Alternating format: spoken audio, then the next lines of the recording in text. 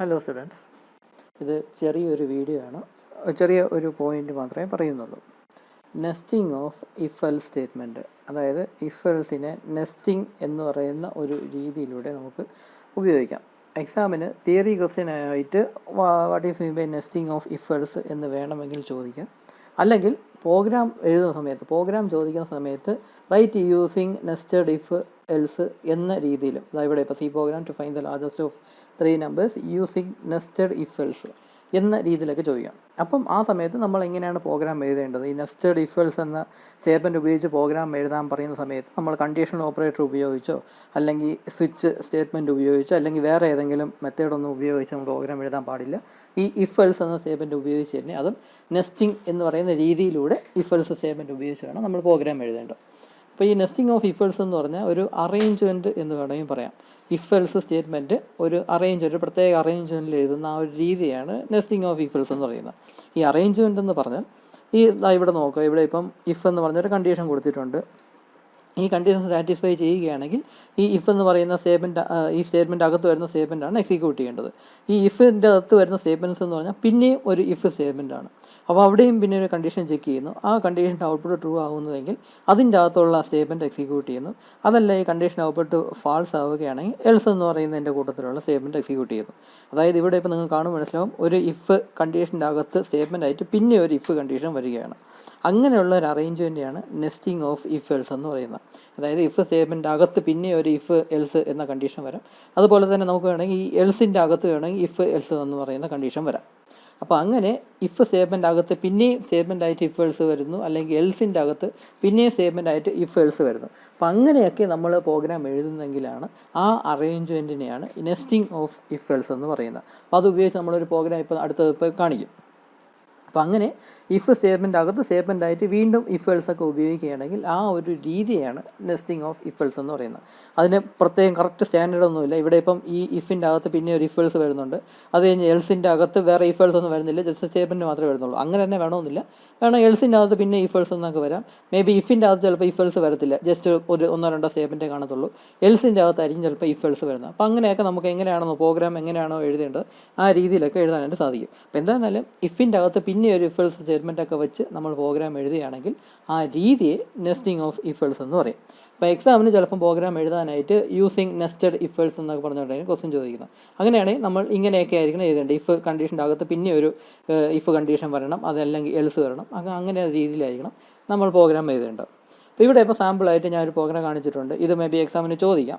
വളരെ സിമ്പിളായിട്ടുള്ള പ്രോഗ്രാമാണ്. ആ പ്രോഗ്രാമിൻ്റെ അൽഗോരിതത്തിൻ്റെ ഫ്ലോ ചാർട്ടാണ് ഈ കൊടുത്തിട്ടുള്ളത്. അൽഗോരിതം ഞാൻ ഇവിടെ കൊടുത്തിട്ടില്ല, പക്ഷേ അതിൻ്റെ ഫ്ലോ ചാർട്ട് ഇത് കാണുമ്പോൾ നിങ്ങൾക്ക് ഏകദേശം മനസ്സിലാവും എങ്ങനെയാണ് പ്രോഗ്രാം എഴുതേണ്ടതെന്ന്. ഈ പ്രോഗ്രാം എന്ന് പറയുന്നത് 3 ഇൻറ്റീജർ നമ്പേഴ്സ് എൻ്റർ ചെയ്ത് കൊടുത്താൽ അതിലെ വലിയ നമ്പർ ഏതാണെന്നുള്ള ഔട്ട്പുട്ട് നമുക്ക് തരണം. അപ്പോൾ ഇത് എഴുതാനായിട്ട് പല മെത്തേഡുണ്ട്, പല രീതിയിലൂടെ നമുക്ക് ഇഫ് എൽസ് എന്ന സ്റ്റേറ്റ്മെൻ്റ് ഒന്നും ഉപയോഗിക്കാതെ തന്നെ നമുക്ക് പ്രോഗ്രാം എഴുതാം. കണ്ടീഷണൽ ഓപ്പറേറ്ററൊക്കെ ഉപയോഗിച്ച് നമുക്ക് പ്രോഗ്രാം എഴുതാം. പക്ഷേ അങ്ങനെയൊന്നുമല്ല, നമ്മളിവിടെ ഇഫ് എൽസ് ഉപയോഗിച്ചാണ്, നമ്മളിവിടെ ക്വസ്റ്റ്യനിൽ പ്രത്യേകം പറഞ്ഞിട്ടുണ്ട് നെസ്റ്റഡ് ഇഫ് എൽസ് ഉപയോഗിച്ച് പ്രോഗ്രാം എഴുതാമെന്ന് പറഞ്ഞിട്ടുണ്ട്. അപ്പോൾ നമ്മൾ നെസ്റ്റഡ് ഇഫ് എൽസ് എന്ന രീതിയിലൂടെയാണ് നമ്മൾ ഈ ഒരു സംഭവം സോൾവ് ചെയ്തെടുക്കുന്നത്. അതായത് 3 നമ്പേഴ്സ് എൻ്റർ ചെയ്ത് കൊടുത്താൽ അതിലെ ബിഗർ നമ്പർ ഏതാണെന്ന് നമുക്ക് ഔട്ട്പുട്ട് തരാം. അപ്പോൾ അതിൻ്റെ ഫ്ലോ ചാർട്ട് ഇവിടെ ഇപ്പോൾ നോക്കുക. ആദ്യം 3 നമ്പേഴ്സ് ഇൻപുട്ട് ചെയ്ത് കൊടുക്കുന്നു. ആദ്യം നമ്മൾ ഇൻപുട്ട് ചെയ്ത എയും ബിയും സിയും, ഇങ്ങനെ 3 വേരിയബിൾസിലോട്ടായിരിക്കും നമ്മൾ സ്റ്റോർ ചെയ്യുന്നത്. ആദ്യം നമ്മൾ is A greater than B, is അല്ലെങ്കിൽ ഇഫ് എന്ന് നമുക്ക് പറയാം. രണ്ടിനും ഒരേ മീനിങ് ആണല്ലോ, ഈസ് അല്ലെങ്കിൽ ഇഫ്. അതൊരു ക്വസ്റ്റ്യൻ പോലെയാണ് ചോദിക്കുന്നത്. Is A greater than B അല്ലെങ്കിൽ if A greater than B എന്നൊരു ക്വസ്റ്റ്യൻ ചോദിക്കുകയാണ്. ഇവിടെ is A greater than B, എയും ബിയും തമ്മിൽ കമ്പയർ ചെയ്യുന്നതാണ്. ഏതാണ് വലുത് എന്നതാണ് ഇവിടെ കണ്ടീഷൻ ചോദിക്കുന്നത്. ഇവിടെ is A greater than B എന്ന കണ്ടീഷൻ ചോദിക്കുകയാണ്. ഇവിടെ എ ആണ് ഗ്രേറ്റർ എങ്കിൽ, എ ആണ് വലിയ നമ്പർ എങ്കിൽ ഇതിൻ്റെ ഔട്ട്പുട്ട് എന്ന് പറഞ്ഞാൽ ട്രൂ ആയിരിക്കും. അതല്ല ഈ കണ്ടീഷൻ ഔട്ട്പുട്ട് ഫാൾസ് ആണെങ്കിൽ, അതായത് ബി ആണ് വലുതെങ്കിൽ ഈ കണ്ടീഷൻ ഔട്ട്പുട്ട് ഫാൾസ് ആയിരിക്കും. അങ്ങനെയാണെങ്കിൽ ബ്രാഞ്ച് ചെയ്ത് നോ എന്നും പറഞ്ഞുകൊണ്ട് ഇങ്ങോട്ട് പോകുന്നുണ്ട്. സപ്പോസ് ഇപ്പോൾ എ ആണ് വലുത് എന്ന് കരുതുക. അപ്പോൾ ഈ കണ്ടീഷൻ ചെക്ക് ചെയ്യുമ്പം അതിൻ്റെ ഔട്ട്പുട്ട് ട്രൂ ആയിട്ട് വരും. എ ഗ്രേറ്റർ ദാൻ ബി എന്ന് ക്വസ്റ്റ്യൻ ചോദിക്കുമ്പോൾ എ ആണ് വലുതെങ്കിൽ ഇതിൻ്റെ ഔട്ട്പുട്ട് ട്രൂ ആയിട്ട് വരും, അതായത് എസ് ആയിട്ട് വരും. അങ്ങനെയാണെങ്കിൽ ഇവിടെ ഇപ്പം എ ആണല്ലോ വലുത്.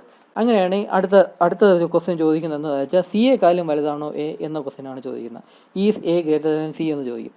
അപ്പോഴും എ തന്നെയാണ് ഗ്രേറ്റർ എങ്കിൽ, അതായത് ഔട്ട്പുട്ട് എസ് തന്നെയാണെങ്കിൽ ബിഗ് ഈക്വൽ ടു എ എന്ന് കൊടുക്കുന്നു. എന്നിട്ട് ആ ബിഗ് എന്ന് പറയുന്നതിനെ പ്രിൻറ്റ് ചെയ്യുന്നു. അതാണ് ഇവിടെ ബിഗ് നമ്പർ ഈസ് 45 എന്നുകൊണ്ട് ഉദ്ദേശിക്കുന്നത്.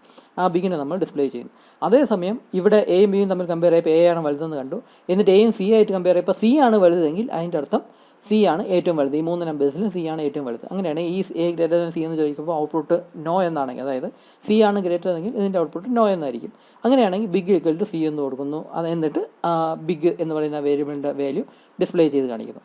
അതുപോലെ തന്നെ ഇവിടെ ആദ്യമേ എയും ബിയും തമ്മിൽ കമ്പയർ ചെയ്യുമ്പോൾ ബി ആണ് വലുതെങ്കിൽ ഇതിൻ്റെ ഔട്ട്പുട്ട് ഫാൾസ് ആയിരിക്കും. അപ്പോൾ ഫാൾസ് എന്ന് പറയുകയാണെങ്കിൽ അടുത്ത ബിയും സിയും തമ്മിൽ കമ്പയർ ചെയ്യുക, കാരണം ബി ആണ് വലുത്. എയും ബിയും കൂടെ കമ്പയർ ചെയ്യുമ്പോൾ ബി ആണ് വലുതെങ്കിൽ ഇതിൻ്റെ ഔട്ട്പുട്ട് ഫാൾസ് എന്നായിരിക്കും. അടുത്തത് ബിയും സിയും തമ്മിൽ കമ്പയർ ചെയ്യും. അപ്പോൾ ബിയും സിയും കൂടെ കമ്പയർ ചെയ്യുമ്പം അപ്പോഴും ബി തന്നെയാണ് വലുത് എങ്കിൽ ബിഗ് ഈക്വൽ ടു ബി എന്ന് പറയുന്നു. അതായത് ഇതിൻ്റെ കണ്ടീഷൻ ഔട്ട്പുട്ട് ട്രൂ ആണ് എങ്കിൽ ബിഗ് ഈക്വൽ ടു ബി എന്ന് പറയുന്നു. എന്നിട്ട് അതിനെ ഡിസ്പ്ലേ ചെയ്യുന്നു. അതേസമയം ബിയും സിയും കൂടെ കമ്പയർ ചെയ്യുമ്പോൾ ഇവിടെ എയും ബിയും തമ്മിൽ കമ്പയർ ചെയ്യുമ്പോൾ ബി ആണ് വലുതെന്ന് മനസ്സിലായി. അത് ബിയും സിയും കൂടെ കമ്പയർ ചെയ്യുമ്പോൾ സി ആണ് വലുതെങ്കിൽ ബിഗ് ഈക്വൽ ടു സി എന്ന് കൊടുക്കുക. അപ്പോൾ സി ആണ് വലുതെങ്കിൽ ഈ കണ്ടീഷൻ ഔട്ട്പുട്ട് ഫാൾസ് ആയിരിക്കും. അങ്ങനെ ഫാൾസ് ആവുകയാണെങ്കിൽ, അതായത് നോ ആവുകയാണെങ്കിൽ ബിഗ് ഈക്വൽ ടു സി എന്ന് പറയുന്നു. എന്നിട്ട് അതിന് ഡിസ്പ്ലേ ചെയ്ത് കാണിക്കുന്നു. അപ്പോൾ ഈ ഒരു ഫ്ലോ ചാർട്ടിൻ്റെ ഈ ഒരു ലോജിക്ക് ഉപയോഗിച്ചാണ് നമ്മൾ പ്രോഗ്രാം എഴുതാനായിട്ട് പോകുന്നത്. അപ്പോൾ അതിന് ഇഫ് കണ്ടീഷൻ ഉപയോഗിക്കും. ഇഫ് കണ്ടീഷൻ്റെ അകത്ത് വീണ്ടും അടുത്ത ഇഫ് കണ്ടീഷനൊക്കെ ചോദിക്കും. അപ്പോൾ ഇത് നമുക്കൊരു ഇഫ് കണ്ടീഷനായിട്ട് ചൂസ് ചെയ്യാം. എന്നിട്ട് അത് ട്രൂ ആവുകയാണെങ്കിൽ അതിൻ്റെ അകത്ത് പിന്നെ ഒരു ഇഫ് കണ്ടീഷൻ ഇവിടെ വരികയാണ്. ഈ എസ് എന്ന് വരികയാണെങ്കിൽ പിന്നെ ഇതിൻ്റെ അകത്ത് ഒരു ഇഫ് കണ്ടീഷൻ വരികയാണ്. എന്നിട്ട് അത് ട്രൂ ആവുകയാണെങ്കിൽ ബിഗ് ഈക്വൽ ടു എ എന്ന് കൊടുക്കും. അതേസമയം നോ എന്ന് പറഞ്ഞാൽ എൽസ് എന്ന് പറഞ്ഞുകൊണ്ട് ബിഗ് ഈക്വൽ ടു സി എന്ന സംഭവം കൊടുക്കാം. അതുപോലെ തന്നെ ഇവിടെ ഇഫ് എന്ന കണ്ടീഷൻ ഔട്ട്പുട്ട് ഫാൾസ് ആവുകയാണെങ്കിൽ നേരെ എൽസിൻ്റെ അവിടെ ചെന്ന് വീണ്ടും ഒരു കണ്ടീഷൻ ചെക്ക് ചെയ്യുകയാണ്. ബിയും സിയും തമ്മിലുള്ള കമ്പാരിസൺ നടക്കുകയാണ്. ആ കണ്ടീഷൻ ഔട്ട്പുട്ട് ട്രൂ ആണ് എങ്കിൽ ബിഗ് ഈക്വൽ ടു ബി എന്ന സ്റ്റേറ്റ്മെൻറ്റ് എക്സിക്യൂട്ട് ചെയ്യുന്നു. അതേസമയം അതിൻ്റെ ഔട്ട്പുട്ട് ഫാൾസ് ആണ് എൽസ് എന്ന് പറഞ്ഞുകൊണ്ട് ബിഗ് ഈക്വൽ ടു സി എന്നുള്ള സംഭവത്തിൽ പോകുന്നു. അപ്പോൾ ആ ഒരു പ്രോഗ്രാമാണ് ഇവിടെ കാണിച്ചിട്ടുള്ളത്. അപ്പോൾ നമുക്ക് ഇങ്ങനെ ഒരു ഔട്ട്പുട്ടാണ് കിട്ടേണ്ടത്. അപ്പോൾ അതിന് വേണ്ടി ആദ്യം എ ബി സി എന്നും ബിഗ് എന്ന് പറഞ്ഞുകൊണ്ട് 4 വേരിയബിൾസ് ക്രിയേറ്റ് ചെയ്യുന്നു. 3 വാല്യൂസ് എൻ്റർ ചെയ്യാനായിട്ട് പറയുന്നു. അത് നമ്മൾ എയിലോട്ടും ബിയിലോട്ടും സിയിലോട്ടും സ്റ്റോർ ചെയ്യുന്നു. ഇനിയാണ് ആദ്യം if A greater than B എന്ന കണ്ടീഷൻ ചോദിക്കുന്നു. നമ്മളിവിടെ ചോദിച്ചല്ലേ if A greater than B എന്ന് ചോദിക്കുന്നു. അത് ട്രൂ ആവുകയാണെങ്കിൽ എക്സിക്യൂട്ട് ചെയ്യാനുള്ളത് പിന്നെ ഒരു ഇഫ് സ്റ്റേറ്റ്മെൻ്റ് ആണ്. അപ്പോൾ അതാണ് നമ്മളിവിടെ കൊടുത്തിട്ടുള്ളത്. If A greater than B എന്ന് ചോദിക്കുന്നു. ഇതിൻ്റെ ഔട്ട്പുട്ട് ട്രൂ ആവുകയാണെങ്കിൽ വീണ്ടും ഒരു if statement A greater than C ആണോ അല്ലയോ എന്ന് ചോദിക്കുന്നു. ഇവിടെ എയും ബിയും തമ്മിൽ കമ്പയർ ചെയ്യുമ്പോൾ എ ആണ് വലുതെങ്കിൽ ഈ കണ്ടീഷൻ്റെ ഔട്ട്പുട്ട് ട്രൂ ആയിരിക്കും. അങ്ങനെയാണെങ്കിൽ നേരെ അടുത്ത സ്റ്റേറ്റ്മെൻറ്റിലോട്ട് വരും. ഇവിടെ ബ്രാക്കറ്റ് ഒന്നും ഇടേണ്ട ആവശ്യമില്ല. നെക്സ്റ്റ് സ്റ്റേറ്റ്മെൻറ്റിലോട്ട് വരുന്നു. അപ്പോൾ ഈ നെക്സ്റ്റ് ബ്രാക്കറ്റ് ഇട്ടാലും കറക്റ്റായിട്ട് വർക്ക് ചെയ്തോളും. ഇവിടെ ബ്രാക്കറ്റ് ഇടേണ്ട ആവശ്യമില്ല. ഇവിടെ ഇഫ് എന്ന് പറഞ്ഞ് വീണ്ടും ഒരു കണ്ടീഷൻ ചെക്ക് ചെയ്യണം. അപ്പോൾ ഇവിടെ എ ഗ്രേറ്റർ ദാൻ സി ആണോ അല്ലയോ എന്ന് ചോദിക്കുകയാണ്. ഈ കണ്ടീഷൻ ഔട്ട്പുട്ട് ട്രൂ ആണ് എങ്കിൽ ബിഗ് ഈക്വൽ ടു എ എന്നായിരിക്കും എക്സിക്യൂട്ട് ചെയ്യുന്നത്. അതേസമയം ഈ കണ്ടീഷൻ ഔട്ട്പുട്ട് ഫാൾസ് ആണ് എങ്കിൽ എൽസ് എന്ന് പറഞ്ഞുകൊണ്ട് ബിഗ് ഈക്വൽ ടു സി എന്നുള്ള സംഭവം എക്സിക്യൂട്ട് ചെയ്യും. അതേസമയം എയും ബിയും കൂടെ തമ്മിൽ കമ്പയർ ചെയ്യുമ്പം ബി ആണ് വലുതെങ്കിൽ ഈ കണ്ടീഷൻ ഔട്ട്പുട്ട് ഫാൾസ് ആയിരിക്കും.